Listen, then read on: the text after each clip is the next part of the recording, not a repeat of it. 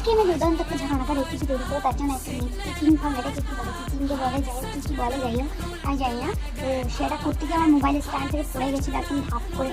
এখানে আমি একটা ট্রানজ্যাকশন ভিডিও বানানোর চেষ্টা করছিলাম, ভিডিও সেটা আমি পারি না, ঠিক মতো করতে পারিনি।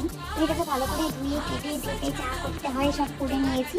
তোমরা সব জানো কী কী করতে হবে, সেটা আমি বলবো না। তো রান্না যেহেতু করতে এসেছি, মানে সবগুলো আমি শিখিয়ে দেবো এমনটাও না, আমি তোমাদের রান্নার ভিডিও দেখাচ্ছি।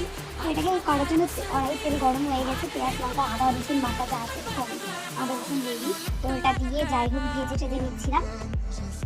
আমি যদি এটা প্রথমবার করছি তাই আমি বুঝতে পারিনি এখানে পানি না দিলে সিদ্ধ হবে না। তো আমি এমনি বসিয়ে দিয়েছি, ঢাকা দিয়ে বসিয়ে দিয়েছি। তারপর মনে হচ্ছিল না এবার ভেজেটাকে সিদ্ধ করা যাবে না, অনেক টাইম লাগবে। তারপরে আমি এটাকে পানি দিই, আমি দেখছি যে না এটা হচ্ছিল না। তারপর আমি এখানে পানি অ্যাড করি কিছুক্ষণ ঢেকে দিই।